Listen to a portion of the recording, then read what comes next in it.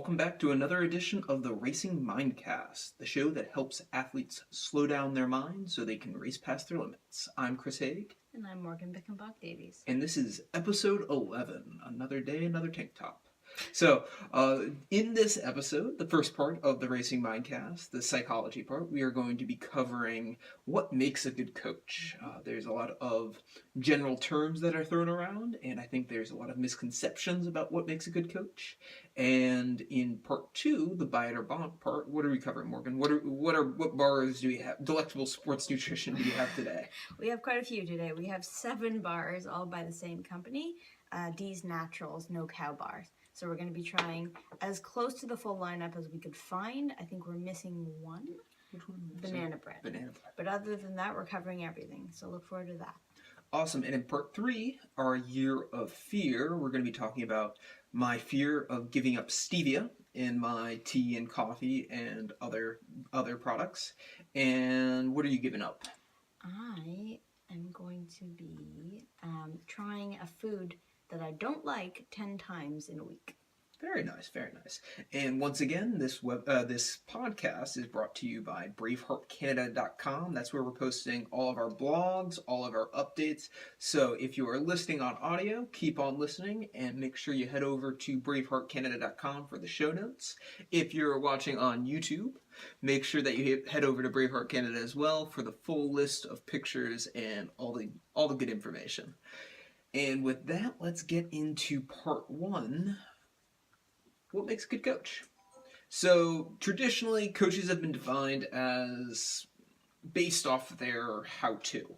So, based off their ability to, their knowledge of FTP, their knowledge of muscles, their knowledge of anatomy and physiology, and how to train a athlete physically. And also, what are your thoughts on making a good coach? Well, do you have just before we get going, do you have like a big, broad, umbrella definition? Well, I want to get into the broader definition provided by one of my supervisors, Jean Coté, Dr. Jean Coté, who's studying at Queens, and he's the one I'm going to be studying under. But I just want to get your impressions first of what makes a good coach. Okay. Thinking back, or what makes a bad coach, either one. Okay, so I think a good coach is always in communication with you. Okay, so you got the communication, okay. I think it is someone who is flexible. I think it is someone who has a lot of experience with a range of athletic abilities. I think that they are that they have a healthy dose of humility, and they are willing to change their approach if it's not working, so that they're not banging you over the head with the same thing because it's their technique of choice. So it's more of a collaborative, teammate. Mm-hmm. So, and I think in popular culture, so I was talking about the how-to, the knowledge, which you brought up as well. I think it's also track record. So you think of Coach K at Duke with the win-loss percentages. That's what a lot of people evaluate a coach on is, are they putting out? Are they producing high-quality athletes? But don't overemphasize that part.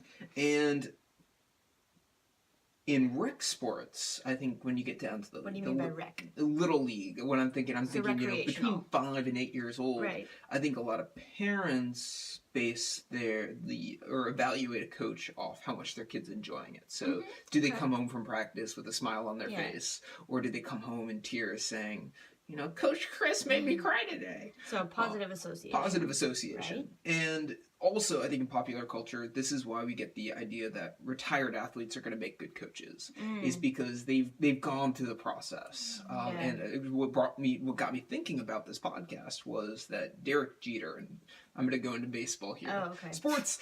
I'm going to go into pop culture here. Derek Jeter, great shortstop for the New York Yankees.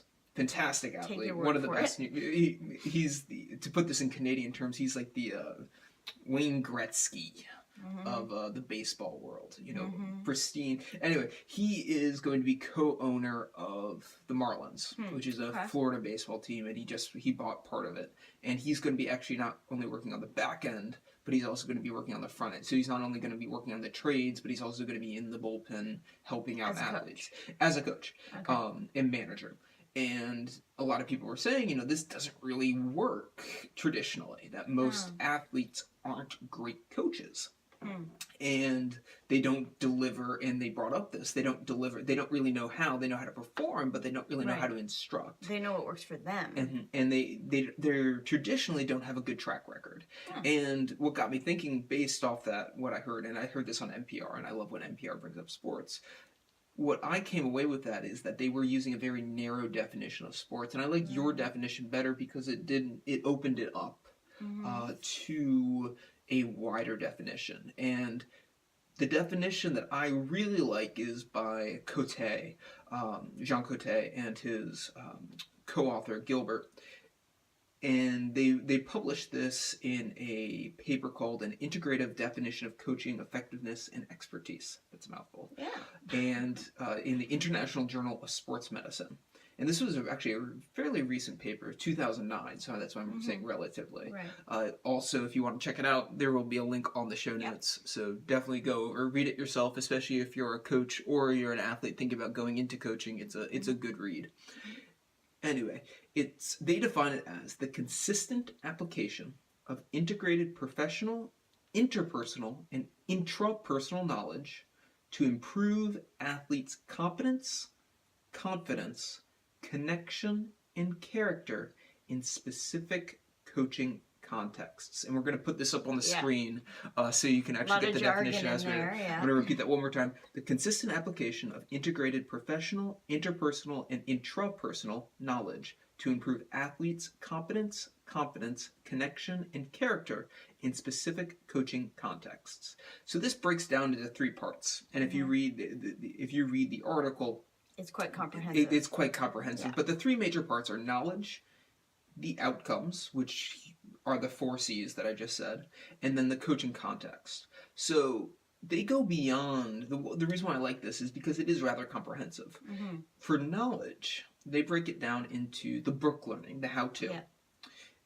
Interpersonal knowledge, and what they mean by that is how coaches how their athletes, how they respond to their athletes, how they interact and talk to athletes, parents, and other coaches, and how to relate to people. So it's the social skills. So interpersonal is the social skills, and that's the flexible part. And that's part of the flexibility part. Skill, So you're appropriately interacting with the kids, and at the same time you're appropriately interacting with the parents and other coaches. So you're not turning to a parent and go, "Your son did just a super job today. I'm just so proud of him or her." So it's an age-appropriate communication. Age-appropriate communication. Okay. And you're not, saying, "Oh God, you're such an F up little Jimmy. What the hell's wrong with you? Get your ass in the game." So interpersonal knowledge, intrapersonal knowledge. So that's RA instead of ER. That's how they relate to themselves. So are they relating to them? Are they looking at themselves and being honest with themselves and saying, "What am I doing today? How can I improve on what I'm doing today? What's being effective? What's not being effective?" So it's that inward self-awareness of what am I doing right? What am I doing wrong? And how can I improve on that? Also in that, and they borrowed this from teaching psychology papers, evaluating the current research to improve what they're doing. And that also relates to the book learning and how to. And I think a lot of coaching certifications out there, USAT, for example, Track and Field Association, they focus too much on the book learning. And I think that's important, and continuing education is important. But when you're dealing especially with youth athletics and beginners in the sport, you don't want to dump a whole bunch of jargon on them. Right. Because it's just going to go over their head. And expect the same technique to work with every kid. And interpersonal knowledge, how to relate to people when you're coaching. A kid doesn't really care how much you know. And to some extent, athletes partially don't care how much you know. If you can't relate to them, if you can't express what you know to them in a relatable way. And trust them. And also if you're so close-headed to what you're doing and think you know it all, you're not going to grow and develop as a coach or as an athlete or as a person. So I think that all-encompassing knowledge component of a definition of a good coach is important, but you need to step out of the how-to and get also into the interpersonal skills and the knowledge of relating to people. So the next part of the definition is the outcomes, and that's the 4 C's. And Cote specifically narrowed it down to 4 C's. So those 4 C's are competence and how well the athlete does in the sport. This is both win-loss percentages, but also skills, since win-loss percentages doesn't always pan out for athletes. Right. There's only one winner. Mm-hmm. Does that mean that the other team is incompetent? No. It just means that the other team won. Right. So for as far as competence goes, does your athlete know the skill? Are they executing on the skills? Mm-hmm. Are they good at the skills? So whether this is basketball, are they good at dribbling? Are they good at free-point shots? Are they good at three-point shots?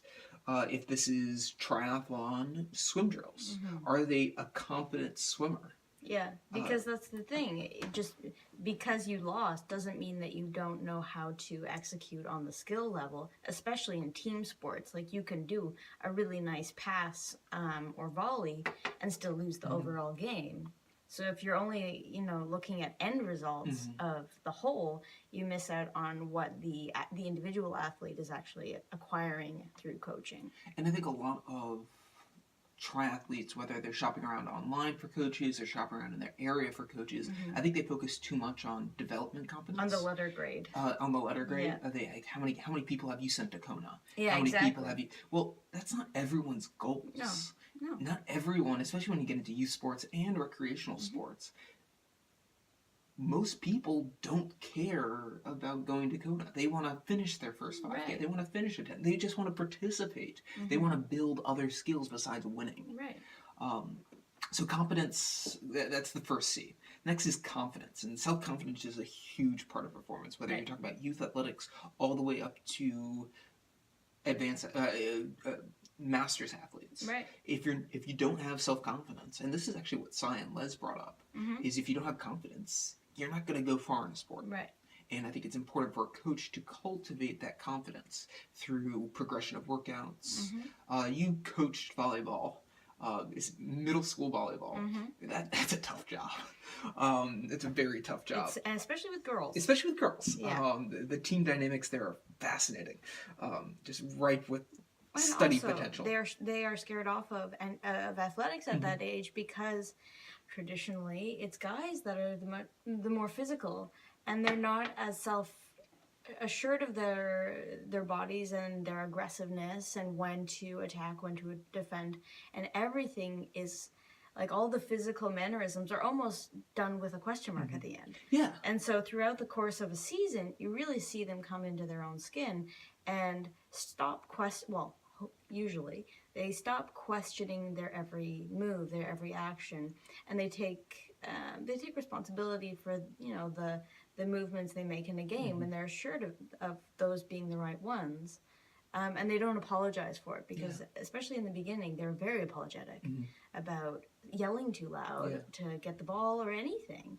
So over the course of the season you can really see them kind of blossom into a much more confident athlete and person. And I think that's especially true when you're talking about volleyball. If you're not confident in your serve, if you're not it's not going to make it. communicating, It's not going to go over the net. And that's the thing especially with volleyball at that age, communication is so crucial because if everyone starts running towards the ball, mine, you bump into each other, and if no one communicates that they're going to get the ball, the ball hits the ground. So you have to be constantly checking in with your teammates on the court about who's going to get it, who's not going to get it, who needs to back off, who needs to surge forward.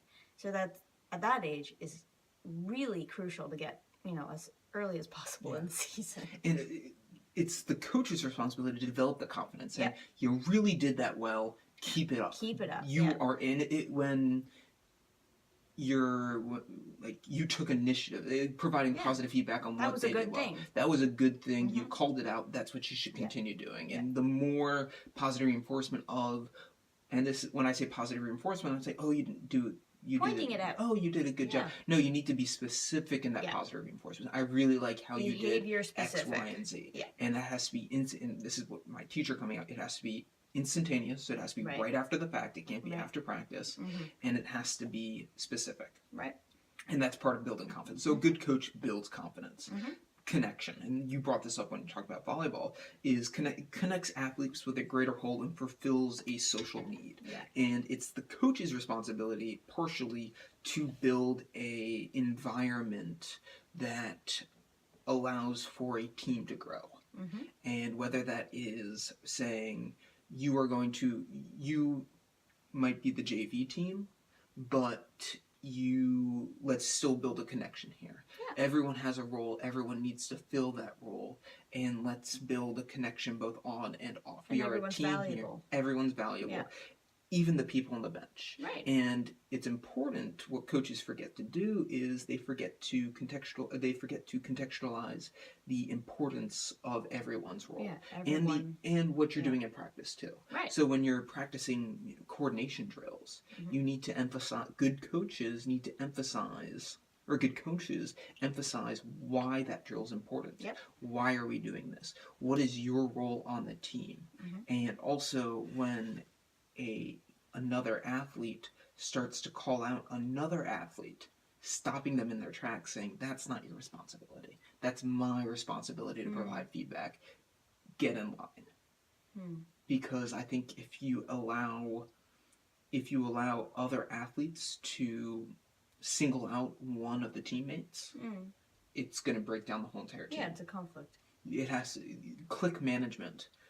Is going back to middle school girls. Ooh, Click management is important for a good coach to manage.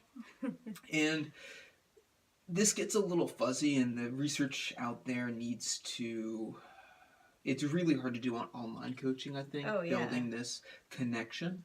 But if you're able to develop a team online and connect other teammates to teammates across the globe through social apps, and or have them say, there's a great team in your area, go meet up with them. I think building this connection, because you can't, as an athlete, you can't live as an island. No. You can't train. There's certain people who can train on top of a mountain. But they are the minority. But they are the minority. You really do need that connection with other people. Right. Finally, character, and this goes back to building characters of grit, determination, goal setting, dedication, control, morality, and I think self-efficacy. And that relates to confidence. So all of these are interconnected too. But a good coach focuses on these outcomes rather than just the win-loss. Right. And then finally, the coaching context. And this is important because a good coach needs to be aware of the context that they're in. So whether it's middle school girls volleyball, or whether it's elite runners or an Olympic training center, you can't be the same coach in the different environments. No, you can't be the same hammer to every nail. Exactly. And a good coach realizes that. Right. And I think this is actually where a lot of ex-athletes fail, is because they've been training at such a high level that they can't relate to the age grouper who doesn't care about Kona but just wants to do their local race. So training everyone as if they're gonna be competing in the Olympics doesn't go very far. Exactly. Right. And there are crossover skills that you can bring from different coaching environments. Right. Like click management works for middle school athletes as well as if you're dealing with an elite squad. Slightly modified for age, gender, and all the rest, but it's the same principle. But you can't expect the same results for every ability level, and it's just gonna deter the people at the lower ability level, or the less elite levels, and so the only group that benefits from it are the elite level. So Cote and Gilbert specifically single out 4 different contexts. Right. One is the sampling years, ages 6 to 12. And that is where they encourage you to try a variety of different sports and also a variety of different activities of play within a specific sport. So a variety of different sports, that goes without saying. You're playing hockey in the winter, you're playing lacrosse in the spring, you're running in the fall, you're sampling all different sorts of sports. But also within that, when you're practicing that sports, you're doing some sort of play. Right. So you're doing, you're having games at the end of practice. Also, that refers to a variety of environments. So you're not only, if you're a middle school cross country coach, you're not only running on the streets. Right. You're running on the fields. You're running in trails. you're sampling different environments. It's an enrichment kind of period. Okay. After that is 13 plus, and here is where sampling years split. So ages around age 13, you can either say, you know, I'm not really a competitive person. I love participating in this sport, but I'm not focusing on competition. Right. So I'm going to go the recreational route, and this can apply to adults. This can apply to middle school and high schoolers, but it's the recreational club level sports saying I don't really want to compete. I want to better my PRs, but I don't want to take it to the next level. It's more self-focused. It's more self-focused. Competitive level. Okay. And different contexts are required for the coach to realize those needs. Right. Next is another branch off the sampling year. So let's say you want to compete, you want to take, and this obviously all has to come from the athletes themselves, not parents or spouses or other coaches.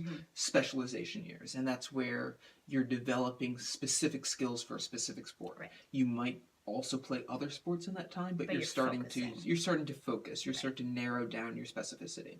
And then investment years. That's where you've developed the skills. Now it's time to build volume. Now it's time to actually build upon the skills that you developed and get serious. Now, as specification years, are those just for competitive athletes, or are those for both branches of the... Just for competitive athletes, but you can go from recreational to specialization. Oh, okay. So let's say... Good to clarify. For me, I went to college wanting to be a recreational athlete, and that changed the first day of practice. Oh, I see. And so it changes. And you can flip around between recreational and specialization / investment depending your development. A good coach recognizes depending on that. your context? Depending on your context. There you go. Anyway, that's overall, I really like that definition of a good coach, and I'm sure whether you're on a podcast or listening on the podcast or watching on YouTube, definitely leave comments below or comments on the website saying, you know, I had a coach who did X, Y, and Z, and I loved him. Share your experience. Yeah, try to reread the definition and think back to coaches, because I've had fun with this article because I thought back to all of my coaches, all the way from Coach Del Grand, 6th grade football, all the way to Coach Heights in college and Les and Cy right now. Right, and you coaching too. And my coaching, and how I can fit this more into my own coaching and what I can draw from coaches I've experienced, both good and bad, depending on this definition. Oh, cool. I think it would be fun just to leave it off. Best coach that you've had. Ooh. And why? Or how about a good coach that you have, not best coach? Because they're all different contexts, of course. A good coach who you had and why? And how does it fit into the definition? Well, I really like Leslie Patterson, because she is constantly checking in and adapting the current protocol depending on, you know, how I felt about the last week's workouts. If it's too much, she dials it back. If a specific one is too much, she reformats it. And she really listens to the unique circumstances of her athletes, which I think is a really valuable thing in a coach. Yeah. So definitely she's got the knowledge, she's got the coaching context, and she's definitely has she develops your competence. Right. It's a negotiable thing. Like, it's not like you take my workouts or you leave them. It's definitely a give and take of ideas and experiences and recommendations. I really like it. Well, I was going to choose Les as well, but I would choose... we're fighting over our coach. I would say...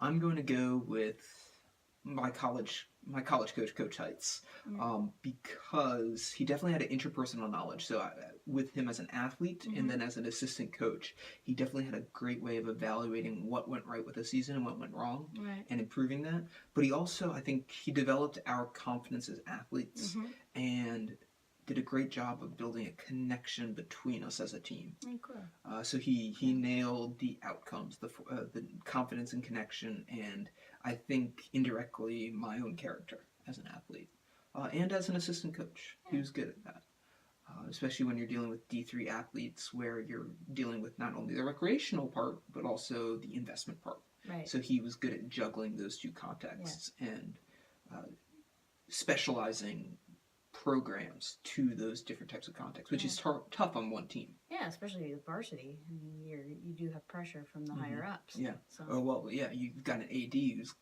every single season if you don't perform, because ADs, athletic directors, they're looking at the bottom line, and they're not considering, they're looking at the how-tos. So what do you know as a coach? Yeah. And more importantly, results. Yeah. Are you bringing in money to the university? Yeah. And that's definitely myopic, but I mean, that's business. That's the business of college and other athletics. Yeah. Anyway, we've gone way over time, but I hope you enjoyed that. Definitely check out the actual article. I will post links to there. And that wraps up part 1. Leave your comments about your coaching experiences or your athletic experiences with coaches in the comments below, braveheartcanada.com, and we'll be right back with part 2, Buy It or Bonk.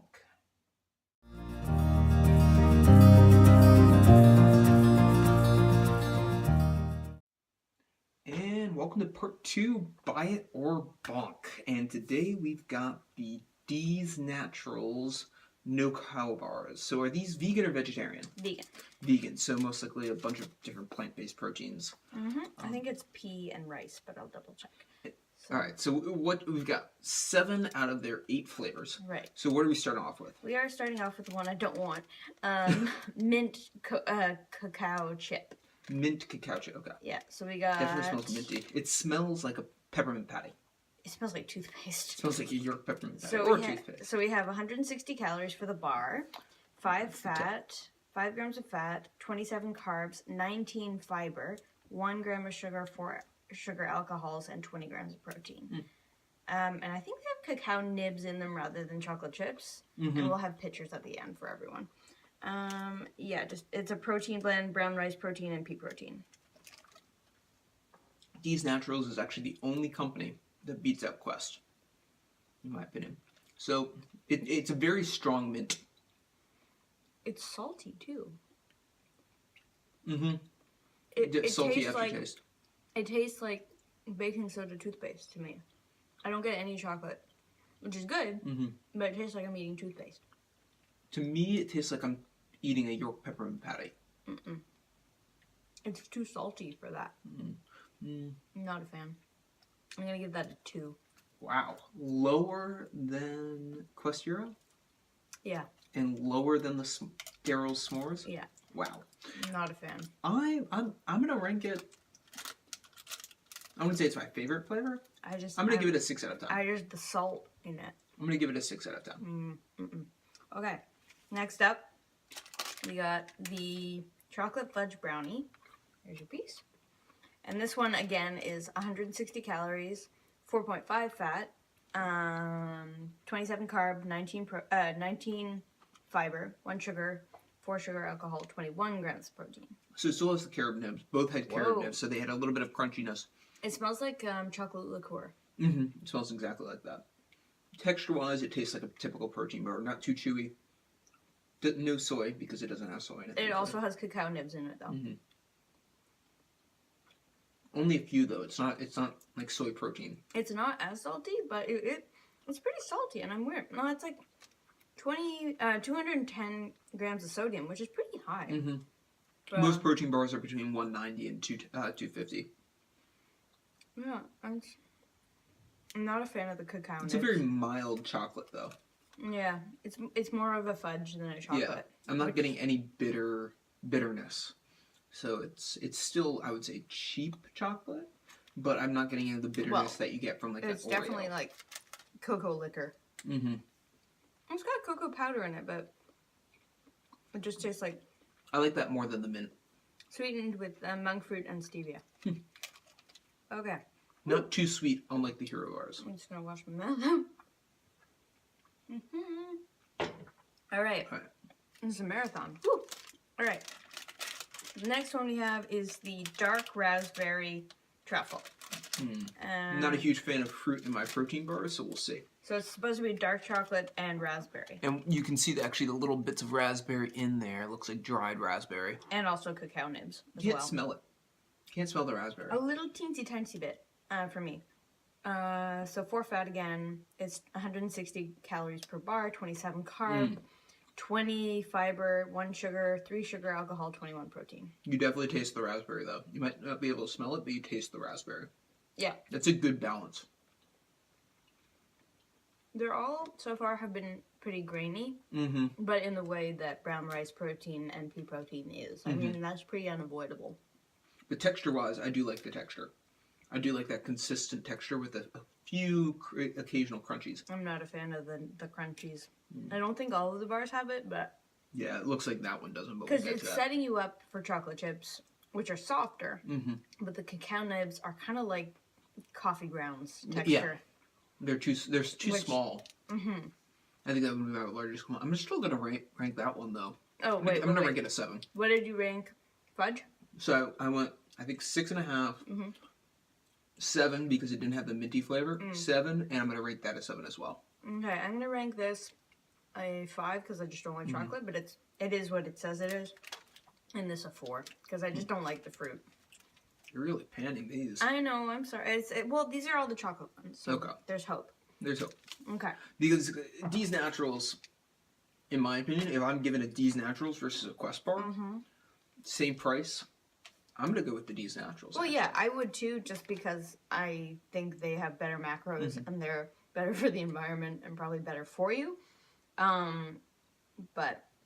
And I want to support a company that is doing something vegan because they're rarer. Yeah. Okay, so going on. Oh, can I have my piece so I can show the people at home? So this one is also raspberry, but it's raspberry truffle. So it's not dark chocolate. I think it's just like a raspberry base. Yeah, and you can see the raspberry bits. Yeah, and it's also, does it have cacao nibs as well? No, it just looks like... Are you sure? It looks like it might. They look coffee ground-ish. But it's not a chocolate base. No. I don't smell it at all. I think it's a vanilla base. Less raspberry taste. Very dry. This one is drier than the rest. Marginally so. Okay. 160 calories, 4 fat, lower sodium. It's 160 milligrams sodium, 27 carb, 20 fiber, 1 sugar, 3 sugar alcohols, and 21 protein. Does it have in the ingredients list while you have it cacao nibs? Because I just taste the freeze-dressed raspberry. Yes, it does. It does. And almonds. And sea salt, which I am tasting. Like it's a little salty. Again, I don't know if that's just because everything else is so mild that it's a little salty for me. But I'll eat it. I'm gonna go 7. I'm gonna go 6 because the cacaos are taking away the cacaos. I honestly don't think they're needed. No. The raspberry pieces, yes, but the cacao nibs and that, no. No. To me, they just get stuck in my teeth. I think this is blueberry, which is softer. Yes, it's blueberry. It's blueberry. Can you smell it? So no chips in this one. Just basic bar. I think this is the only one that doesn't have anything in it. It smells like the Quest bar. It's Quest blueberry, a milder version. Very mild. Okay, it's got it's 170 calories, way lower fat. It's 2.5 fat. So I think the fat is coming from the cacao nibs. It doesn't have any cacao nibs. No, I know. That's what I'm saying. This is lower fat. The 10 extra calories? Yeah. Or no, the 2.5 extra grams of fat, I think, are coming from cacao nibs. 28 carb, 20 fiber, 1 sugar, 4 sugar alcohol, 21 protein, 170. Very mild blueberry taste, which is, it's not overpowering. Unlike the Quest bar that we had. Or it was the, no, it was Quest. Quest blueberry cobbler. No, it was, one blueberry cobbler. That was cartoon. That was cartoon. This is not, it's mild, but I'm getting a very bad aftertaste. It's like an eraser. It tastes like a blueberry eraser. Which, you have all the time. You're so critical. Maybe I just have low expectations, so that I just eat it anyway. I don't know. Maybe I'm just not used to vegan bars anymore. It's been a while. I just find the gritty mixed with the blueberry a little much, but it is better than the cacao nibs one, so I would give it a 6.5. I'm going to rank it a 7 because it's fruit, and I'm not a huge fan of fruit in my bars, but it's not overpowering but fruit. You're being very generous. I'm going to give it a 7. Well, because I'm being generous because I like protein bars. Yes, you do. I'm self-admittedly, if I could eat cereal and protein bars and thrive athletically, I would. And probably chocolate be protein pretty bars stopped up. in Because the cereal. fiber in these is out there. Okay, Anyway, so this is peanut butter. This is peanut butter chocolate chip, which I think is also cacao nibs. Yep, you can see the cacao nibs right in there. 170 calories per bar. Back again to 5 grams of fat, so I think it is the cacao nibs. They also have peanut butter chips, it looks like. Really? Yeah. I think it's just peanuts. Peanut butter flakes, I that's think what it's I'm saying. just peanuts. Babe. 5 fat, 27 carb, 19 fiber, 1 sugar, 4 sugar alcohol, 20 protein. Back to the cacao nibs, which I'm fine with. But the peanut is good. The peanut flavor is good. I'm going to rate this one. It's like a natural peanut butter. It's not overpowering like Daryl's. Yeah, I'm going to give this one a... I'm going to go 8 out of 10 on this one. I'm going to give it 7. 8. Because it's not the cacao nibs. Without the cacao nibs, 8. Okay. Last but not least, we have, and this is, I think, one of their newer ones. Hold on. Lemon. Yeah. Lemon meringue pie, to be precise. So it still has the chips. And I don't think it has chips. I think it has soy crispies in it. Pea protein crisps. Pea protein crisp. You can see So it, not cacao nibs. But I think that might be okay because it's supposed to be lemon pie. So it could be like pie pieces. Alright, so we got 170 calories. This is not soy. Yeah, 2.5 fat. So it doesn't have cacao nibs again. 27 carb, 19 fiber, 1 sugar, 4 sugar alcohol, 22 grams protein. So it's higher in protein. So the little bits, if you eat them individually, they're crispy. The little protein, they actually offer a lot of lemon taste. I like that. So I give that an 8. I'm gonna rate it an 8 as well, because it's not cleaning fluid. It's not cleaner fluid, but at the same time, it's not generic citrus. No, it's natural lemon zest. Like they nailed that. It's still got a bit of graininess. If you're sensitive to graininess, beware. But I think that's pretty unavoidable with their ingredients. So overall, I think with this company and this bar, and they're not paying me to say this, I wish they were. I honestly do. But I would rank all of these as a buy. If they are in your era, I would say buy them. I think I would buy the lemon one. I want to get my hands on the banana one because I have tried it and I want to review it on camera because I like that one too. So those would be my 2 top picks. There too many of these bars have cacao nibs in them for me, but I would definitely go for the lemon one again. Yeah, I think my favorite would be the peanut butter cacao nib. I think that's my top one. And then if you had to go for a second one, I'd either go lemon or I would go chocolate fudge. Okay, but that's just me. That's because you like chocolate. Yes. So anyway. Yeah. So I'm giving these a buy on all of them. Definitely I highly worth encourage a try because obviously I'm one of those rare people who doesn't like chocolate. And we picked these up from GNC GNC. in the States, but I know you can also get them at CVS in the States. Yeah, they're not available in Canada yet. Yeah, so unfortunately. Here's hoping. So if you come across them and you wish to send them to us, please pass along your information. Yes. In Canada. And if you are linked to Daryl's Naturals, we are always looking for sponsors of the show. Or free sample. Or free samples, either one. We can be product developers. Anywho, that concludes part 2 of the show. And we're going to be back with the Year of Fear in just a little bit.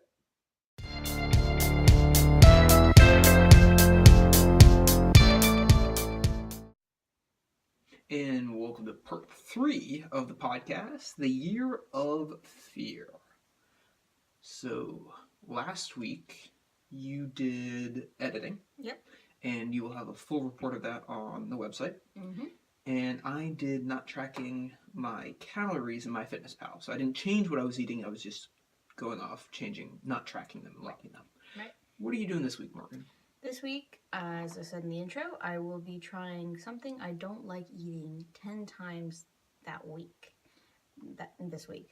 So I'm gonna do quinoa because I do not like quinoa or whatever. I just don't like it. I think it tastes like dirt. So I'm gonna try making it in as many ways as I can to at least give it a fair shot. And yeah, because I usually avoid it. Quinoa. Very cool. So popped quinoa and porridge and savory or whatever I can do. I'm looking forward to your baking creations. I'm gonna try and get creative. It's gonna be a good blog post. Yeah. And you can do each bullet point for what you did, or a Mm-hmm. bullet point for each one. And if it changed my mind, you? We'll see. I am giving up stevia in my coffee, Dun, dun, dun. or tea, or other products. So Big deal. Big deal. This is a big deal. I usually enjoy stevia, sometimes in coffee and tea and sparkling water. Mm-hmm. So I think this will push my limits, and I think I'll have to do a lot of meditating, especially in the first couple days, just to explore what comes up when that's taken away. Mm-hmm. And this is my prediction. I think this might be lasting. So unlike the other few years where I don't do it frequently, for example, I think I might go back to logging of MyFitnessPal. Mm-hmm. I think this might be a long run. More for me. Yeah, exactly. I think so. We're gonna see what this does. I'll definitely be blogging on tastes and my change of tastes. I'll be curious to see if things taste sweeter to you and colors seem brighter. I also think it's gonna allow me to experience the coffee more. I've noticed that when I've started to, at least this week, not drink or put stevia or sweetener into coffee, I enjoy the taste more. I'm able to savor. I appreciate the taste more, and I enjoy the taste more. I enjoy that bitterness.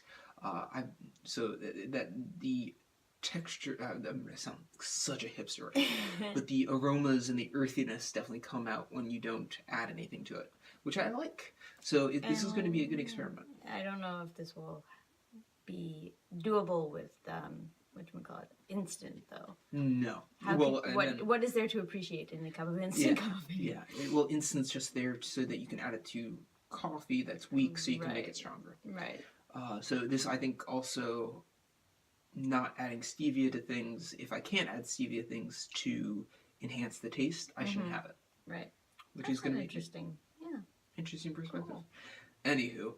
That wraps up. Make sure you go to the website, braveheartcanada.com, to check out the show notes, check out our blog posts on the Year of Fear, and learn more about the project there. Feel free to create your own list and share it with us. We'd love to hear your feedback on what you're scared of, or what you're unsure of what will happen if you do it.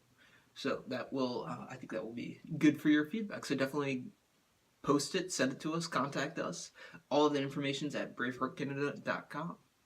And with that, I think that wraps up our show. And with that, this week, don't forget to breathe.